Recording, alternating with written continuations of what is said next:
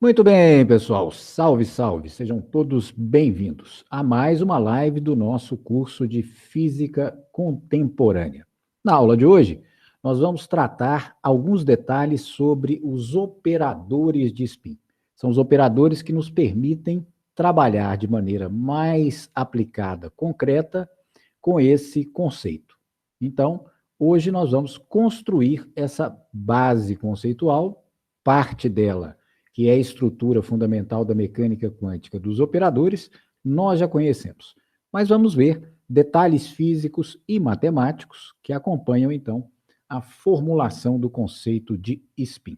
Então, temos aí o título que eu já comentei. Então, vamos fazer uma visão geral dos operadores de spin.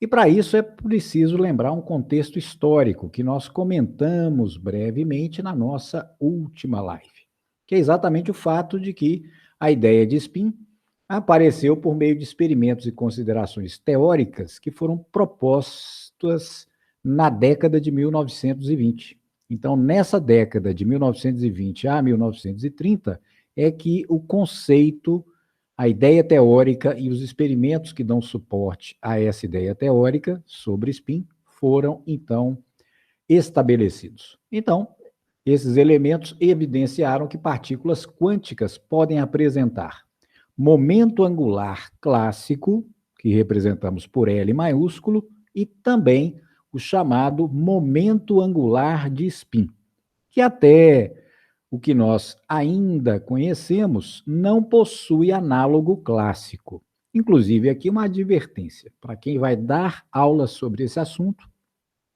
particularmente nos níveis fundamental e médio, que vai fazer alguma abordagem, uma vez que o conceito de spin é extremamente útil, como eu comentei brevemente na live passada, por exemplo, nos diagnósticos mais sofisticados de imagem. Então, a ideia de spin é fundamental.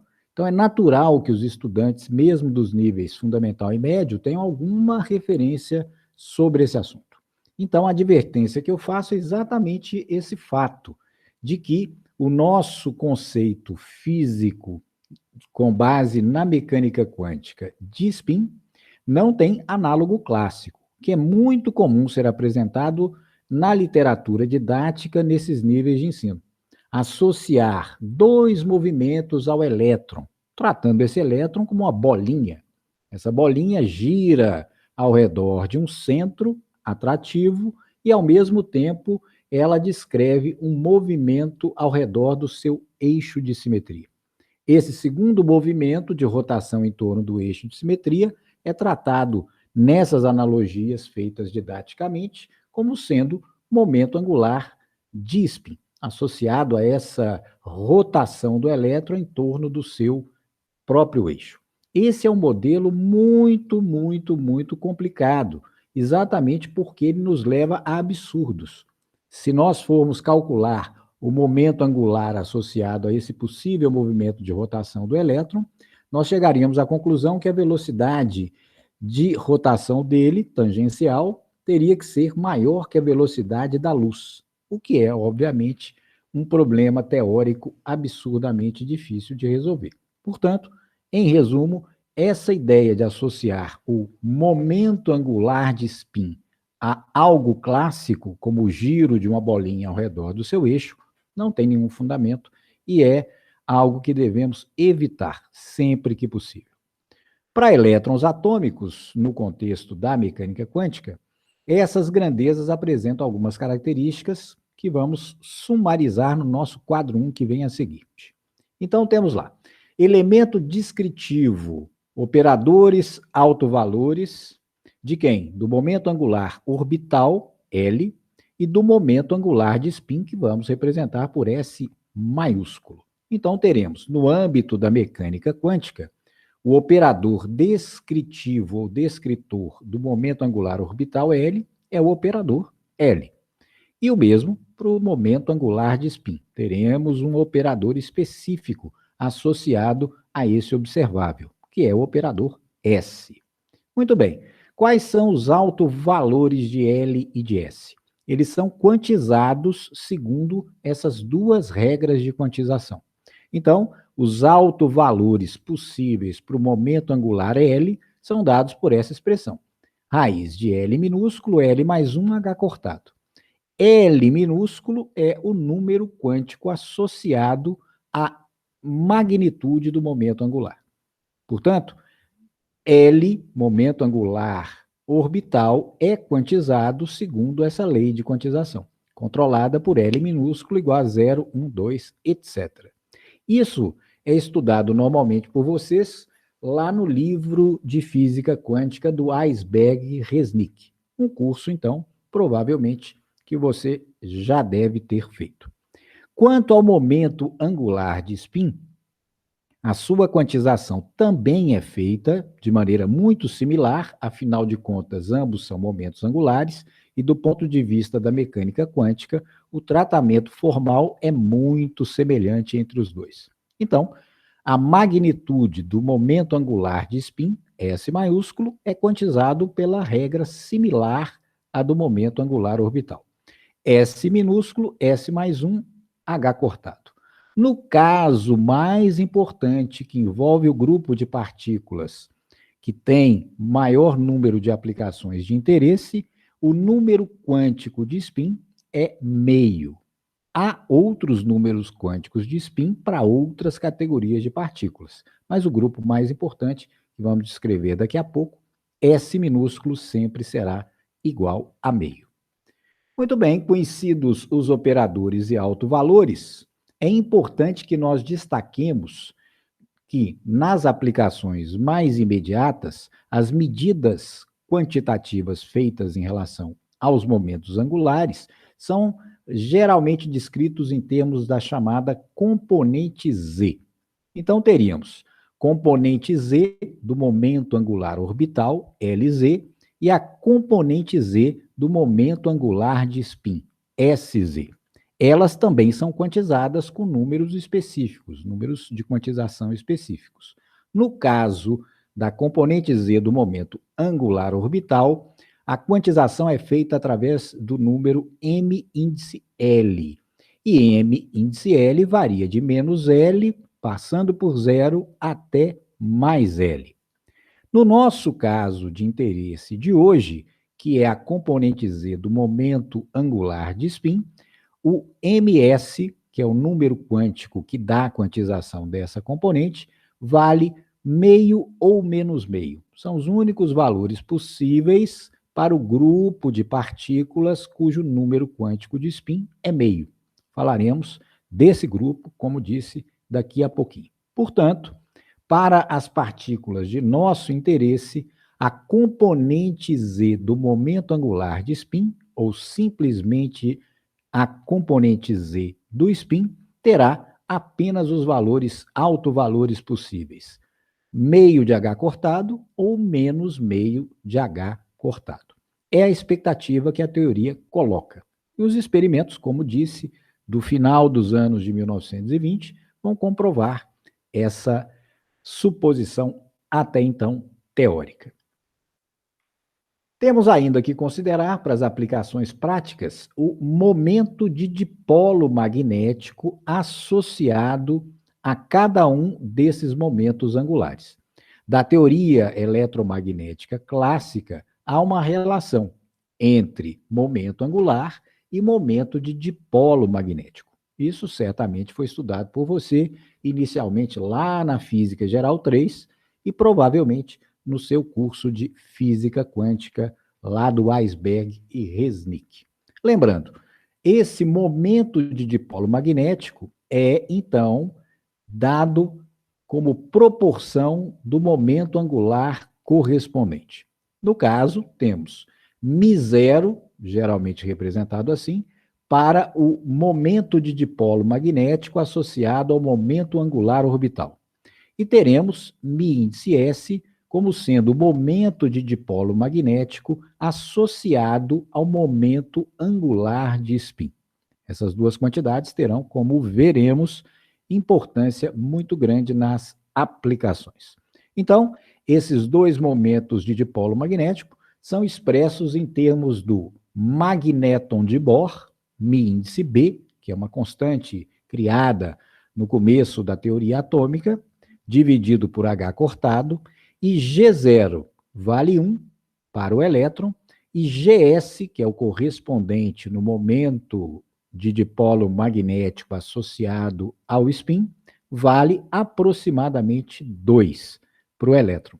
E essas são as grandezas que vão nos permitir saber, então, o momento de dipolo magnético associado a cada um dos momentos angulares possíveis para uma partícula quântica característica dos fenômenos que estamos estudando. Portanto, μ0, momento de dipolo magnético, associado ao momento angular orbital, e μs, momento de dipolo magnético associado ao momento angular de spin. Muito bem? Então, esse quadro apresenta um sumário da teoria em relação aos dois momentos angulares comuns de partículas quânticas que costumamos trabalhar. Muito bem, vamos entrar em detalhes agora sobre o momento angular de spin. Como citei há pouco, vamos tratar do grupo que tem SS minúsculo, que é o número quântico de spin, igual a meio. Elas são chamadas partículas de spin meio. As principais podem ser agrupadas aqui. Veja aí. Prótons, elétrons, nêutrons, quarks e a grande família dos leptons, que incluem muons e uma série de outras partículas do modelo padrão. Portanto, para as aplicações mais imediatas, esse grupo de partículas, sem dúvida nenhuma, é o mais importante. Por isso, trataremos desse grupo. Como já comentamos acima, a componente do momento angular Sz para essas partículas terá apenas, então, o valor mais H cortado sobre 2 ou menos H cortado sobre 2.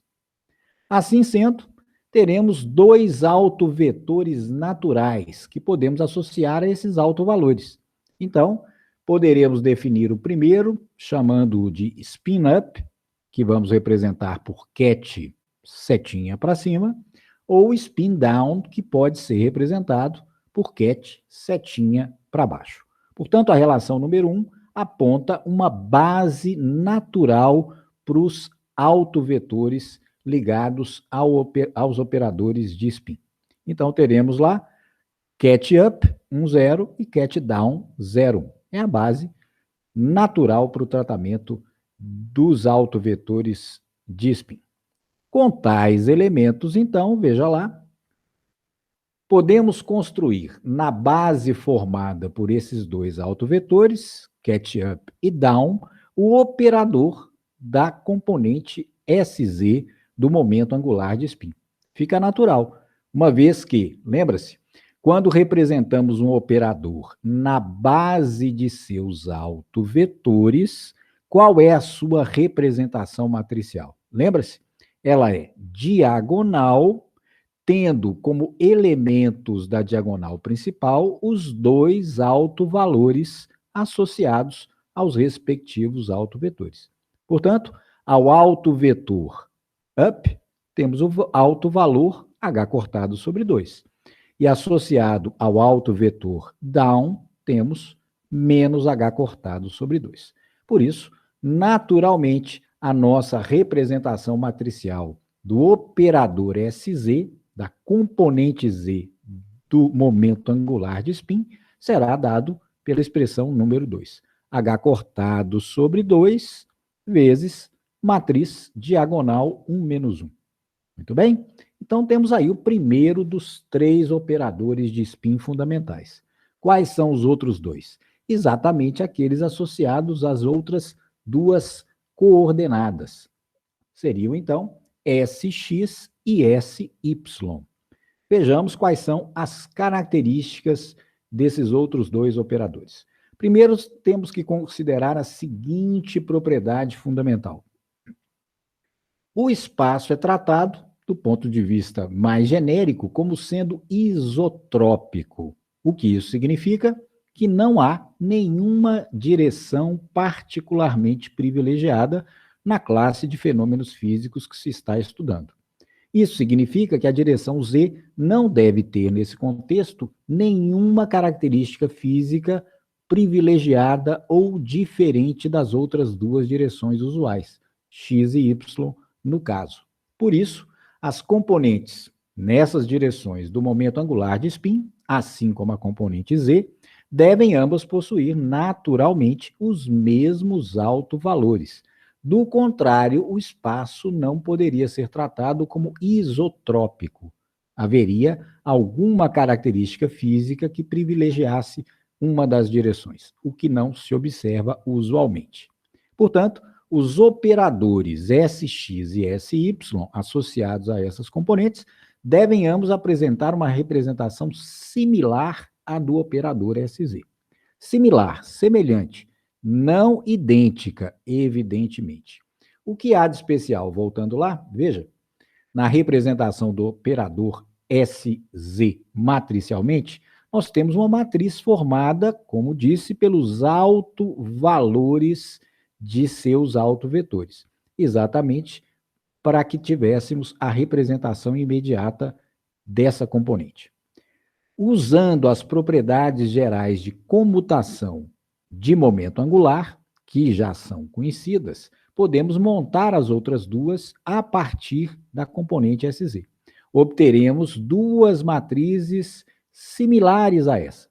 Essas matrizes, inclusive, recebem um nome historicamente muito conhecido. São chamadas matrizes de Pauli, em homenagem ao físico Wolfgang Pauli. A primeira das matrizes de Pauli é exatamente essa, a matriz diagonal 1 menos 1. Vejamos quais são as outras duas que vão, então, configurar as duas componentes restantes do momento angular de spin. Veja lá. Então, a representação em termos de matriz de Pauli para a componente Sx do momento angular de spin, veja, é H cortado sobre 2, matriz agora diagonal, mas diagonal secundária, 1, 1. Essa aqui, então, é a segunda matriz de Pauli. A primeira é associada, como vimos, à componente Sz.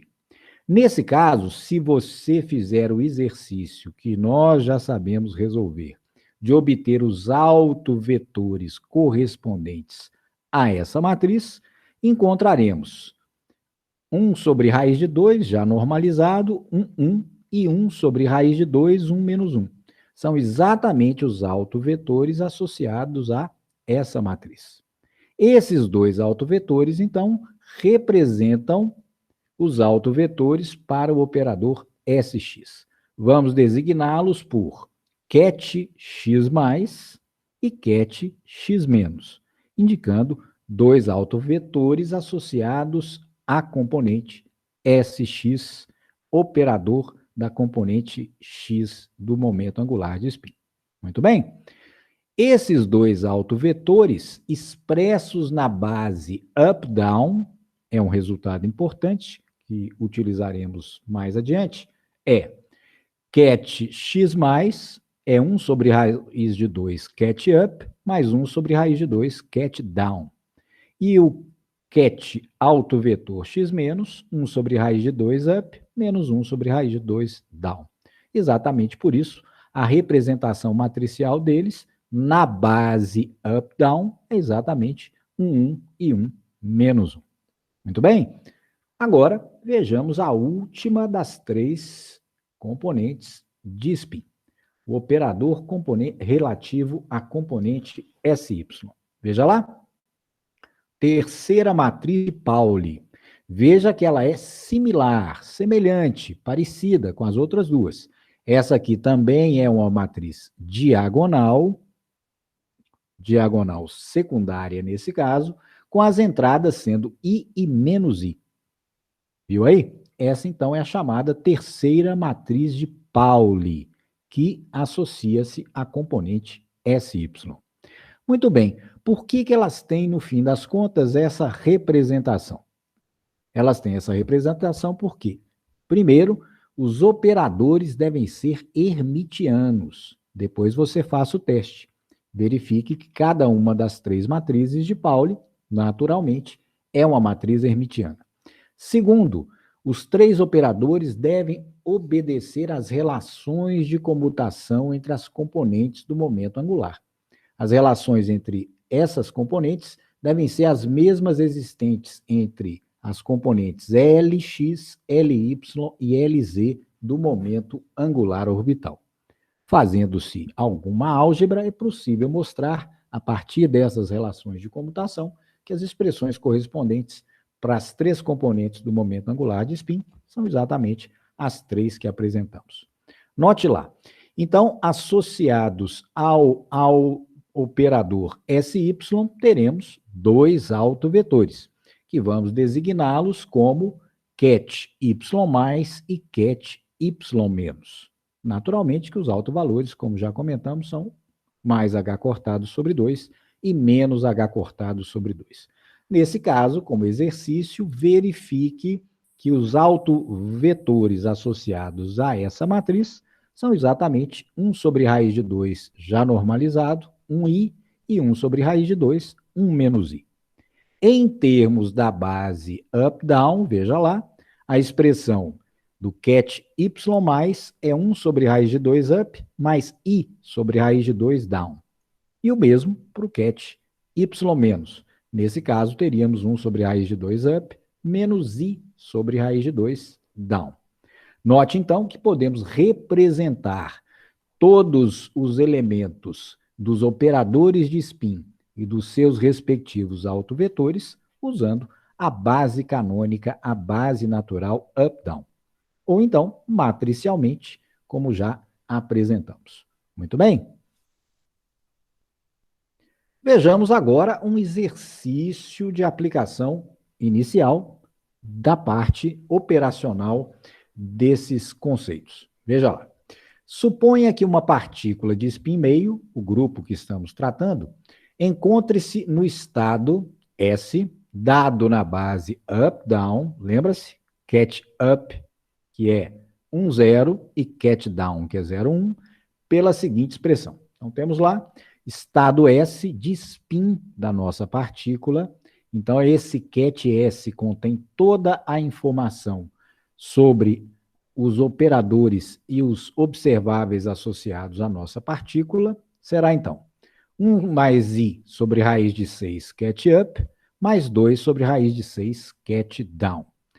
Ou, se quisermos matricialmente, a expressão fica estado S, 1 sobre raiz de 6, 1 mais i, 2. Lembrando que estamos utilizando a base B formada pelos autovetores up e down. Muito bem? Primeiro item do nosso exercício, então. Calcule a probabilidade de que uma medição na componente X do spin dessa partícula, que se encontra no estado que nós acabamos de apresentar, resulte no valor Sx igual a h cortado sobre 2. Muito bem? Como calcular probabilidade? Lembra-se?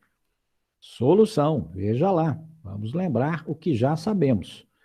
Sendo a medição realizada no estado que nós apresentamos, 1 mais i sobre raiz de 6 up, mais 2 sobre raiz de 6 down, matricialmente essa expressão, e sendo x mais, que apresentamos há pouco, que é 1 sobre raiz de 2, 1. Em outras palavras, a pergunta é, qual a probabilidade de que, após algum tempo, depois da nossa medição, o estado do sistema seja esse, dado pelo ket x+. Temos que aplicar o quarto postulado. Lembra-se? O que diz o quarto postulado? A probabilidade de encontrarmos um determinado estado, a partir de um estado inicial, é o módulo quadrado do coeficiente que nos dá a expressão do estado na base considerada para medição. Ou, de forma mais simples, é o quadrado do módulo do produto, x mais s, nesse caso, do braquete entre x mais e s. Dessa maneira, pelo quarto postulado, obteremos a probabilidade de que a medição na componente x do momento angular de spin da nossa partícula resulte em mais h cortado sobre 2. Lembrando que para a direção x, qual é o autovetor associado a mais h cortado sobre 2? Exatamente o ket x+. Portanto, primeiramente teremos que fazer o produto. Bra(x) mais ket(s).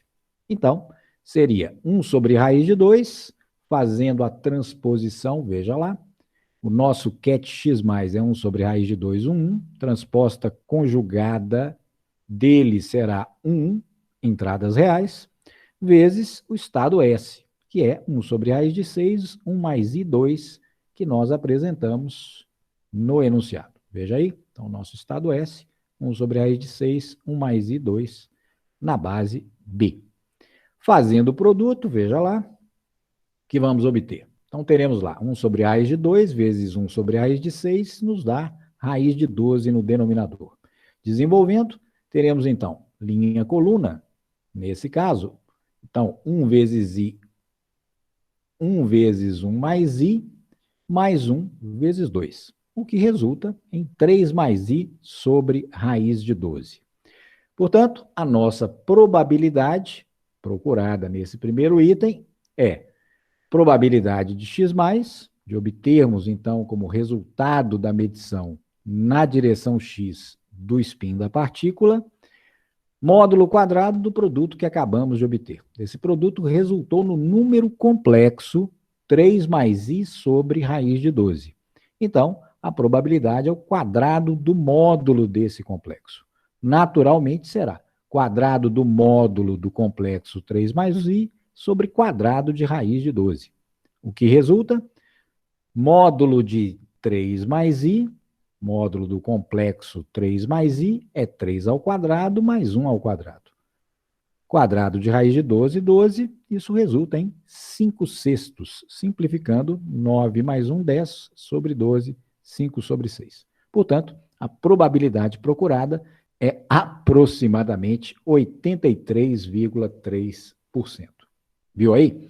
Portanto, podemos aplicar todo o formalismo dos postulados da mecânica quântica ao contexto do momento angular de spin. Desde que, obviamente, como fizemos na introdução dessa aula, desde que nós conheçamos os correspondentes operadores autovetores e autovalores. Segundo item, veja lá. Obtenha o valor esperado da componente Z do spin da partícula. E também, veja, o valor esperado do quadrado da magnitude da componente Z do momento angular de spin. Então, queremos encontrar o valor esperado de dois observáveis. Quais são eles? Da componente Z, queremos o valor esperado de SZ e também o valor esperado do quadrado de SZ. Então, vejamos a nossa solução para esse item. Veja lá. Primeiro deles, qual é o valor esperado de SZ? Vamos usar a definição. O valor esperado de um observável sempre será o produto estado, operador, estado. Então, o Bra, correspondente ao vetor de estado, operador, ket, que representa, então, o nosso estado quântico. Então, nesse caso, temos lá o estado 1 sobre raiz de 6, 1 mais I2, e o operador, lembra-se, lá do quadro em que apresentamos as características dos operadores, SZ é H cortado sobre 2 e a primeira matriz de Pauli, 1, 0, 0, menos 1. Portanto, vamos substituir na expressão do valor esperado. Então, teremos lá, veja.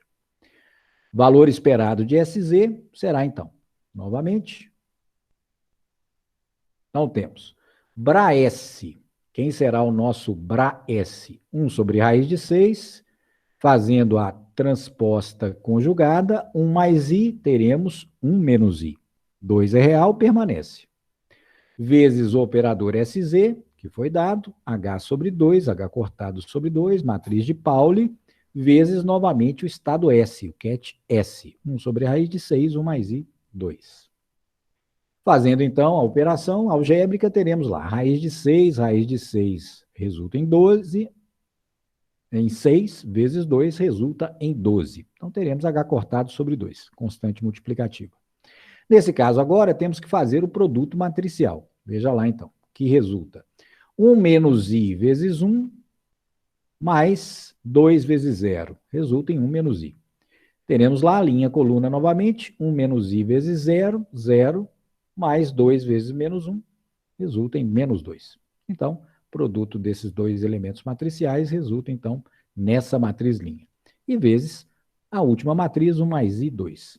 Então, teremos novamente linha coluna, 1 menos i vezes 1 mais i, resulta em 1 ao quadrado menos i ao quadrado, que é 1 mais 1. Menos 2 vezes 2, menos 4. Então, teremos 2 menos 4, menos 2, simplificando, então, teremos valor esperado da componente SZ menos H cortado sobre 6. Lembre-se, a componente SZ, assim como qualquer outra, SY ou SX, tem apenas autovalores H cortado sobre 2, meio de H cortado e menos meio de H cortado. Portanto, se fizermos a medição num grande número de partículas quânticas, o valor esperado dessas medições, a média sobre todas essas medições de sistemas identicamente preparados, num determinado estado, resultará, nesse caso, em menos H cortado sobre 6. Obviamente, seria um valor entre meio de H cortado e menos meio de H cortado. É o valor esperado, é uma média sobre todas essas medições. Muito bem? Para obtermos agora o segundo item, né, que foi pedido nesse tópico número 2. Queremos agora o valor esperado do quadrado de SZ. Calculamos aqui, veja, o valor esperado da componente SZ, menos H cortado sobre 6 nesse caso. Agora queremos o valor esperado do quadrado dessa componente. O procedimento é o mesmo. Valor esperado de um observável sempre é, como já sabemos, Bra do estado, operador associado ao observável, vezes estado. Então, nesse caso, devemos aplicar novamente a mesma definição. Porém, quem será o operador quadrado de SZ? SZ quadrado. Naturalmente que o operador SZ quadrado podemos obtê-lo fazendo o produto SZ, SZ, as duas versões que já conhecemos. Então, matricialmente teremos lá, operador SZ ao quadrado será SZ vezes SZ. Efetuando-se esse produto matricial, verifique, teremos então H cortado sobre 2 ao quadrado, H2 sobre 4, e o produto das duas matrizes resulta exatamente na matriz identidade. Então, teremos matriz diagonal com 1 nas entradas da diagonal principal. Muito bem? Então, agora podemos fazer algebricamente a determinação do valor esperado do quadrado de SZ. Substituindo os elementos, teremos lá o BRAS, que já utilizamos, 1 sobre raiz de 6, 1 menos I2, o operador SZ quadrado, que acabamos de verificar, H2 sobre 4, matriz identidade, novamente estado S. Observe que, nesse caso, ao multiplicarmos essa primeira matriz pela matriz correspondente do operador SZ quadrado, resulta na primeira matriz. Teremos, então, H2 sobre 24, o último produto, 1 menos I vezes 1 mais I, resulta em 1 menos I2. Menos I mais 2 vezes 2, o que resulta 2 mais 4, ou seja, 6. Então, teremos H2 sobre 24 vezes 6, que é H2 sobre 4. Esse, então, é o valor esperado do quadrado da componente SZ. Resumidamente, então, os dois elementos que foram pedidos nesse item, valor esperado de SZ menos H cortado sobre 6. Valor esperado do quadrado de SZ, H2 sobre 4. Aí você pergunta, por que devemos calcular num experimento, por exemplo, quais são esses valores esperados? Porque não é suficiente apenas o valor esperado de SZ. Porque vamos precisar também, em geral, do valor esperado do quadrado de SZ. Exatamente porque são esses dois valores esperados que nos darão a incerteza, a indeterminação possível do ponto de vista teórico para a medição experimental da componente SZ. Vejamos? Observe lá o nosso item número 3. Exatamente essa questão. Calcule a incerteza sigma na medição da componente Z do momento angular de spin da partícula que estamos considerando. Esse é um elemento fundamental. A indeterminação, o limite teórico imposto para a precisão da medida de uma determinada grandeza quântica. Então, vejamos a solução. Vamos recordar, como já fizemos no estabelecimento das relações de incerteza, como calcular a indeterminação na medição de um observável A genérico. Esse resultado nós já construímos em aulas anteriores. Sigma A ao quadrado é exatamente a definição que nós empregamos, adaptado para o formalismo quântico, do desvio padrão, que é a média do quadrado dos desvios da média. Isso nós já obtivemos, como disse, em aulas passadas. Então, para um observável A sua indeterminação, sua incerteza, seria calculada dessa maneira. Diferença em relação à média, estado. Nesse caso, portanto, para o nosso operador em questão, ficaremos com incerteza ao quadrado na medição de SZ, será estado S, veja lá, operador SZ menos valor esperado de SZ ao quadrado, estado S. Desenvolvendo o termo central, quadrado da diferença, teremos lá, então, operador quadrado de SZ menos 2 vezes operador SZ, valor esperado de SZ, e mais quadrado do valor esperado de SZ, vezes o estado S. Então, aqui temos que desenvolver esse produto. Lembra-se? Fizemos isso também em uma outra aula, em outra live. Então, vamos desenvolver. Veja lá. Temos que efetuar o produto dessa maneira, dobrar S pelos elementos SZ2 menos 2SZ, valor esperado de Z, mais quadrado de SZ, vezes o ket S. Então, teremos aqui 3 produtos resultantes desse desenvolvimento algébrico. Vejamos lá cada um deles. Então, teremos BraS, operador quadrado de SZ, ket S. Fizemos, então, o desenvolvimento do produto desses elementos. Segundo termo, veja lá. BraS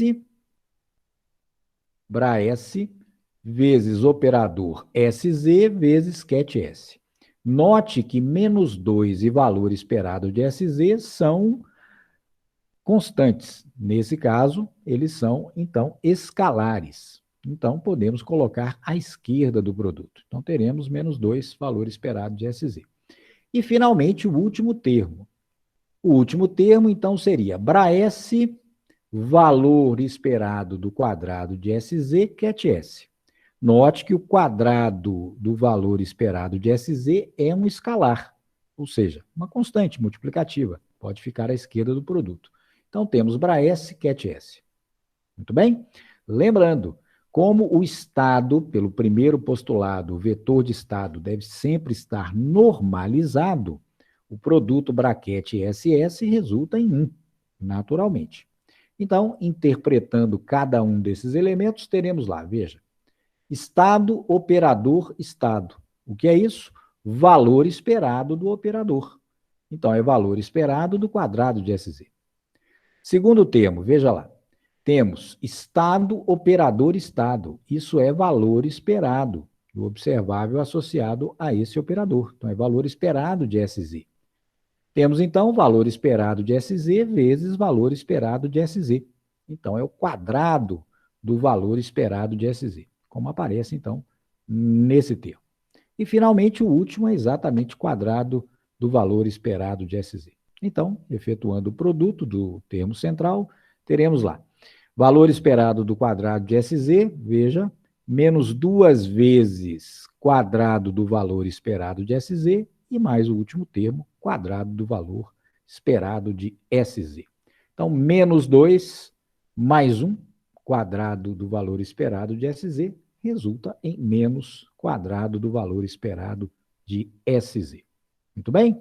Queremos a indeterminação, a incerteza. Aqui temos o quadrado. Como ela, por definição, é uma grandeza essencialmente positiva, podemos extrair a raiz quadrada dos dois membros. E teremos, então, a nossa expressão número 3. Veja lá. Indeterminação, incerteza na medida da componente SZ do spin será igual a raiz quadrada de quem? Atenção para a diferença desses dois termos. Aqui é valor esperado do quadrado da componente de SZ. O segundo termo é quadrado do valor esperado da componente SZ. Não confunda, são dois resultados distintos naturalmente. Exatamente os dois que nós calculamos no item anterior. Lembra-se? Calculamos primeiro qual era o valor esperado de SZ e, em segundo lugar, calculamos o valor esperado do quadrado da componente SZ. Exatamente porque são os resultados fundamentais que aparecem na nossa relação número 3. Na verdade, essa relação número 3 se aplica a qualquer observável quântico, quando queremos encontrar a incerteza associada à medição isolada desse observável. Então, se tivermos o observável A, quem será a incerteza na medição de A? Exatamente. Valor esperado do quadrado de A menos quadrado do valor esperado de A. Seja A um observável qualquer. Portanto, embora tenhamos feito aqui para a componente SZ, esse resultado número 3 é absolutamente geral para qualquer observável quântico. Portanto, podemos agora finalmente obter a incerteza na medição da componente Z para o grupo, para o conjunto de partículas que se encontram no estado S que nós apresentamos no começo, exatamente substituindo na nossa relação número 3. Veja lá. Quais os valores conhecidos? Os que calculamos antes, como disse. Valor esperado da componente SZ menos H cortado sobre 6. Valor esperado do quadrado da componente SZ, quadrado de H cortado sobre 4. Substituindo ambos, então, na nossa expressão número 3, teremos lá H2 sobre 4, que é exatamente o primeiro termo, valor esperado do quadrado de SZ, menos, veja, menos H cortado sobre 6 ao quadrado, que é exatamente o quadrado do valor esperado de SZ. Desenvolvendo algebricamente, teremos H cortado ao quadrado sobre 4, menos H cortado ao quadrado sobre 36. Efetuando-se o cálculo direto, obteremos, então, a incerteza na medição da componente Z do spin do conjunto de partículas, aproximadamente 0,47 H cortado. Viu aí? Portanto, com os operadores de spin, expressos em termos das matrizes de Pauli, e os correspondentes autovetores e autovalores, que para esse grupo de partículas é mais H cortado sobre 2 e menos H cortado sobre 2, podemos quantificar os resultados que experimentalmente, eventualmente, venhamos a obter. Portanto, temos aí um conjunto formal inicial para a abordagem de diversas aplicações desses conceitos relativos ao spin, como veremos nas próximas lives. Muito bem? Então é isso, estudante. Agora não se esqueça, algo muito importante, deixe o seu like, compartilhe. Se não é inscrito, inscreva-se no canal. Até a próxima live e bons estudos!